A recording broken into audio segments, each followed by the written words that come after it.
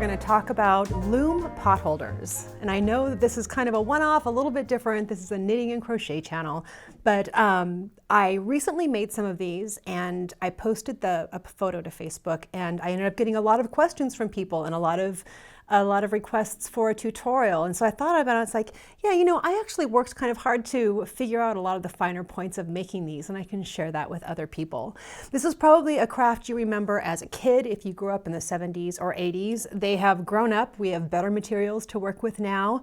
And I think the most significant thing about these is how good they are as potholders, you know, as workhorse potholders. As knitters and crocheters, we make beautiful things, beautiful dishcloths and trivets and things like that. But if I'm going to pull a 400-degree pan out of the oven, these are what I want. And also they look really cool. I'm going to show you a bunch of different patterns. The age, well, let me talk about the one that I'm using. I'm using a loom from Harrisville Designs, and this is their 7-inch loom, and it makes about a 5-inch pot holder. I think they have a bigger loom as well. They didn't sponsor this video. I just wanted to use their stuff. The reason is because this is a metal loom, and you end up with a better, sturdier pot holder if there's a lot of tension on the weave. And so a metal loom is going to hold up better if there's a lot of tension. I'm sure there are other looms out there that are great. This is the one that I chose to use. And if you look in the video description field or you click the little eye through to my website, I'll have more information about everything I've used. I'm also using Harrisville Designs loops because they have 100% cotton loop, which is important. I think it's important because if you use synthetic loops and you're using these on something really hot, there's a chance that the synthetic can melt. Cotton's going to hold up a lot better. It also washes really well. Yes, I know what I wanted to say. The age on the box here says 6 and up. And I think technique-wise, that's probably pretty accurate. Skill-wise, that's probably pretty accurate. But one point I want to make is the last few steps of the scarf, because to make a scarf, they're not scarves, the pot holder. The last few steps, because there is so much tension on the weave, it does take a significant hand strength to finish this off, to do the last few steps. So if you're working on these with a kid or someone who has limited hand strength, those people might need help with the last couple of steps. And you'll see what I mean when I actually get into it. So in this video, I'm going to talk about working out the design and working out the actually weaving it and making it look really cool, and yeah, just the little things that I've learned in making a whole mess of these pot holders.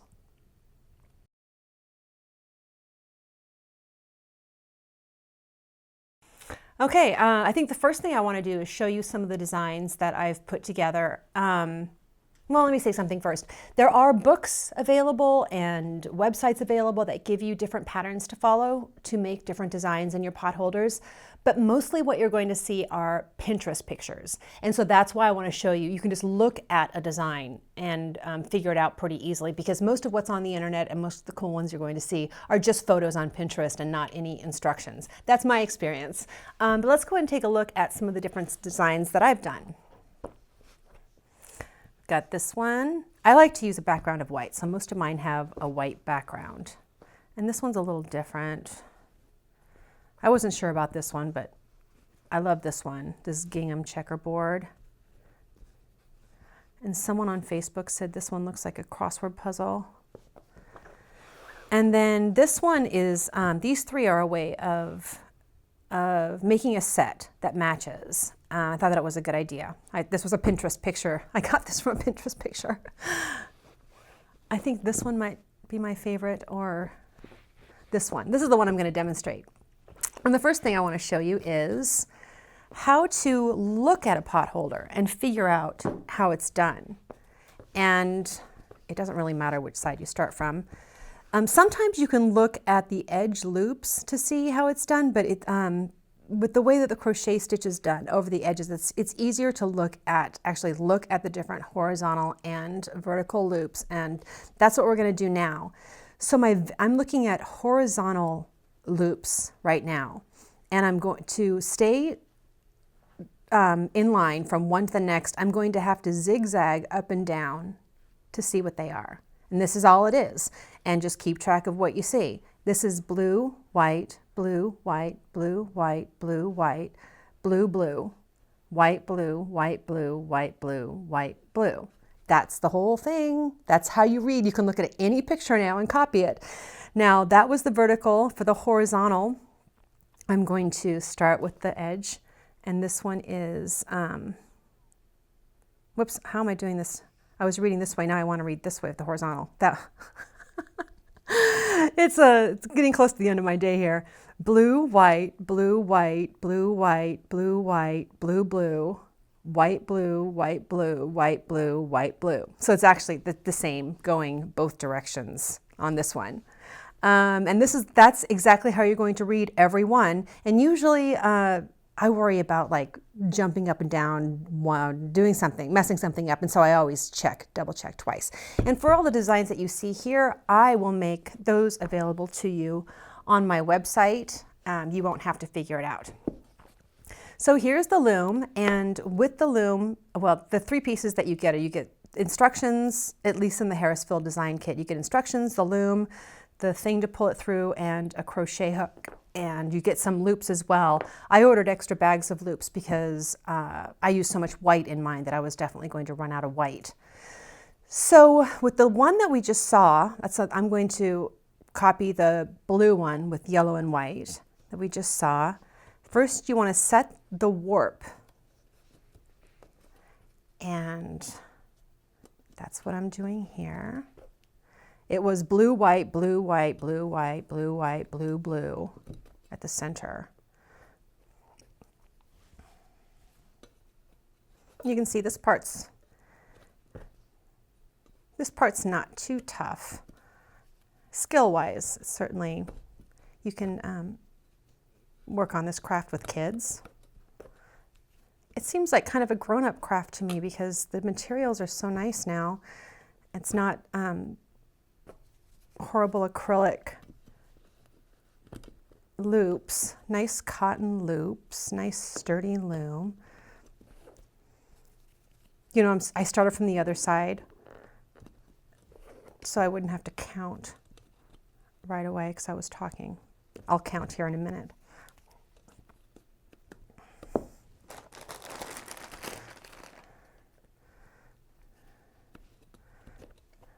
Whoops.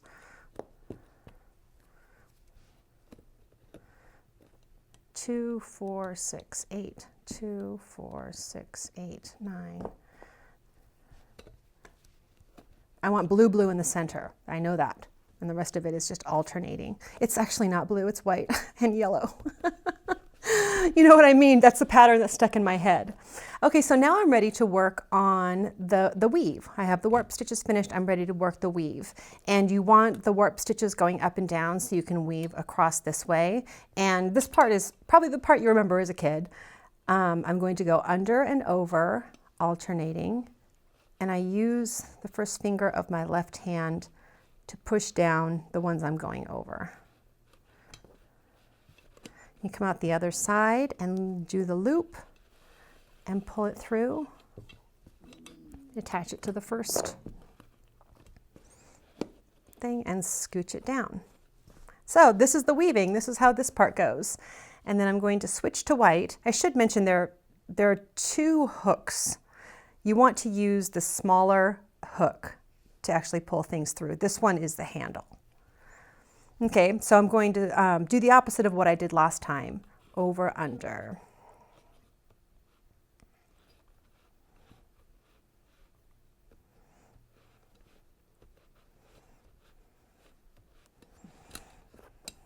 Now white one this time. And get it going. I'll tell you what I do is I pull the loop over any leg on this side, any of the little pegs on this side, and then hold it down with my thumb, and then just get it across and then straighten it out afterwards. Excuse me. Okay, now again,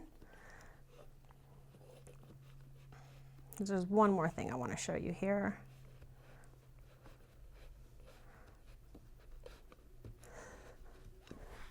Excuse me. I took allergy medicine this morning. but this is a tough city to live in. Okay, the thing I want to show you is to not twist the loops as you pull it through. You see I've opened this up to show that this loop is not twisted. This is one way that they end up staying really nice and even, and the pattern really shows is if they are not twisted. So that's kind of an important part of making these. And each time, scoot it down and pack the weave down so that it's straight. Now that's the way it's going to go all the way up through until you get to the last loop. And this is kind of important. I want to show you this. This one's all finished except for the very last loop. And we have very little room to work with here for the hook. And this is where some hand strength comes into it, because you're really having to push down and pull up to get the hook through. So the best thing to do is to go halfway, get your loop. If you try to go all the way across, you're going to have a really tough time. It's much easier to go halfway. Oh, I messed up. You see this one here? Okay, let go. Try this again. I'm making it sound so difficult. I'm struggling. It's not that hard. But I am using, you can see my hands struggling a bit. I'm using my muscles. Okay. Now that looks right. The last one is a little more slow going. Okay, now turn it the other direction and come from the other way. Trust me, I've made enough of these. This is the way you want to do the last loop. Half and half. Oh. Okay, now make sure it's not twisted. It's not. Get it on there.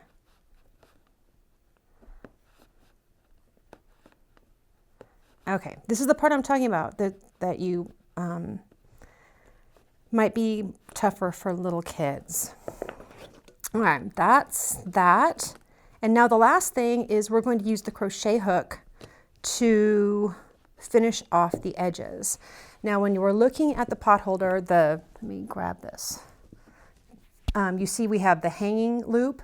You want to, if it matters to you where the hanging loop is, you want to figure out where you want the hanging loop and start the crochet just to the left of where you want the hanging loop.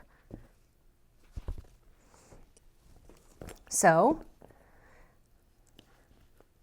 pop off two and pull one through the other. And this is what we're going to do all the way around. This first part is not too difficult. The crochet hook is the perfect size. I actually, this is a plastic crochet hook, and I was going to throw it out and use one of my nicer crochet hooks. But for some reason, this crochet hook is perfect for this project. Don't throw out the crochet hook that comes with the kit. Okay, I want to get through some of this because there's another technique. You'll end up with little threads like that. You can just cut them. Nothing can unravel.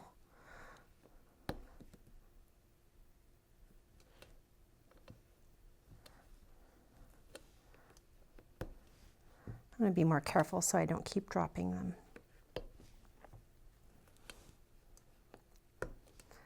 You can hear me, actually let me pull this down. Sorry if that was not centered on the camera. You can hear when I pull these off the peg, the ping, because there is so much tension. Okay, now I'm going to turn this because there's so much tension on this. We have to maintain tension on this side to do the rest of this. So I'm going to use my hook and hook it to the side of the loom. You see that? That'll be okay. It looks like it's getting stretched out and horrible, but it'll be fine. And then continue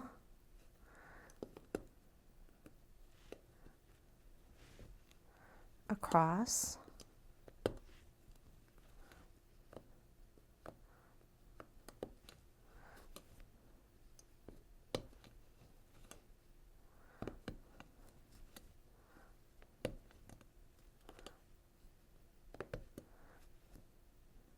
Okay, and then you don't have to watch me do this whole thing, but when you finish this side, you're going to do the same thing